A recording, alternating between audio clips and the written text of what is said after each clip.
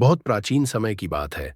वैभवपुरी नामक एक छोटे किंतु समृद्ध राज्य की सीमा पर एक पुराने बरगद के पेड़ के नीचे मिट्टी और घास फूस से बनी एक छोटी सी कुटिया थी। उसी कुटिया में रहती थी एक वृद्ध विधवा, सुभद्रा। समय ने उसके चेहरे पर झुर्रियां उकेर दी थीं, कंधे झुक गए थे, पर उसकी आंखों में अब भी जीवन की एक शांत ज्योति जल रही थी। पति का साया वर्षों पहले उठ चुका था और संतान का सुख उसे कभी मिला ही नहीं। सुभद्रा जंगल से लकड़ियां बटोरकर नगर के बाजार में बेचती और उसी से अपना जीवन चलाती थी। एक दिन शरद ऋतु की सुनहरी धूप में वह कालिदास वन में लकड़ियां चुन रही थी। अचानक ऊपर पेड़ों में हलचल हुई। उसने डरते हुए देखा, एक अद्भुत बंदर उसकी ओर उतर रहा था। वह कोई साधारण बंदर नहीं था। उसका शरीर सुनहरे भूरे रंग का, गले में सफेद फर की प्राकृतिक माला और आंखें, मानो किसी मनुष्य की आत्मा उनमें वास करती हो। सुभद्रा भय से जड़ हो गई, पर बंदर ने उसे कोई हानि नहीं पहुंचाई। वह चुपचाप उसकी बिखरी लकड़ियां समेटने लगा, उन्हें बांधकर गठरी बना दी। फिर सुभद्रा की ओर देखकर ऐसे मुस्कुराया जैसे कह रहा हो, डरो मत। सुभद्रा का हृदय पिघल गया। उसने स्नेह से कहा, बेटा, काश मेरा भी कोई पुत्र होता।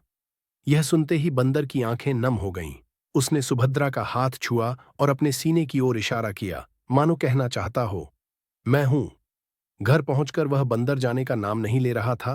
तभी उसने दोनों हाथ जोड़कर नतमस्तक होकर स्पष्ट मानवीय स्वर में कहा, मां, मुझे अपना लो।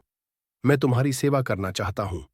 सुभद्रा स्तब्ध रह गई, पर अगले ही क्षण उसने उस बंदर को गले लगा लिया। हाँ बेटा, आज से तू मेरा ही है। उस दिन से बंदर, जिसका नाम उसने सोनू रखा, उसकी कुटिया में रहने लगा। वह हर काम में सुभद्रा का सहायक बन गया। पानी भरना, लकड़ियां लाना, रात को उसके चरणों में सिर रखकर सोना, सब कुछ। एक वर्ष में दोनों के बीच मां बेटे का अटूट संबंध बन गया। एक संध्या सोनू ने संकोच से कहा, मां, मैं महाराज वीरवर सिंह की पुत्री राजकुमारी मृणालिनी से विवाह करना चाहता हूं। सुभद्रा हंस पड़ी, फिर भयभीत हो उठी, पर सोनू के आग्रह और आंखों के दर्द ने उसे विवश कर दिया। वह राज दरबार पहुंची। वहां उसका अपमान हुआ, उसे धक्के मारकर बाहर फेंक दिया गया। घायल सुभद्रा जब लौटी, सोनू ने एक दिव्य मणियों की माला से उसके घाव पल भर में ठीक कर दिए।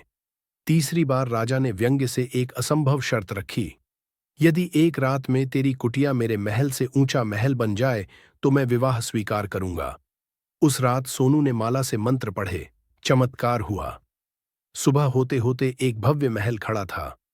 राजा को वचन निभाना पड़ा। विवाह हुआ। पूरा महल शोक में डूबा था। मृणालिनी ने विदाई ली और बंदर पति के साथ चली गई। रात में सोनू ने अपना रहस्य खोला।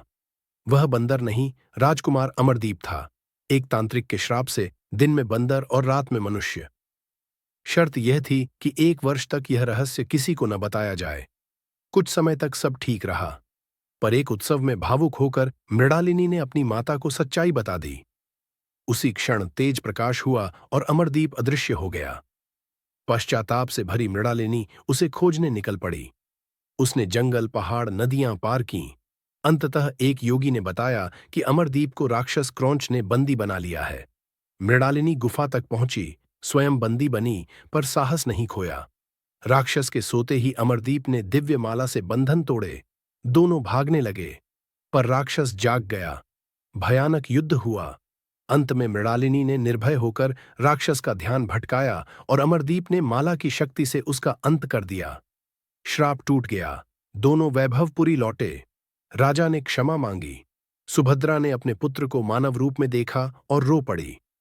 अमरदीप और मृणालिनी का राज्य न्याय, प्रेम और करुणा का प्रतीक बन गया और लोगों ने सीखा, सच्चा प्रेम रूप नहीं देखता, वह आत्मा को पहचानता है।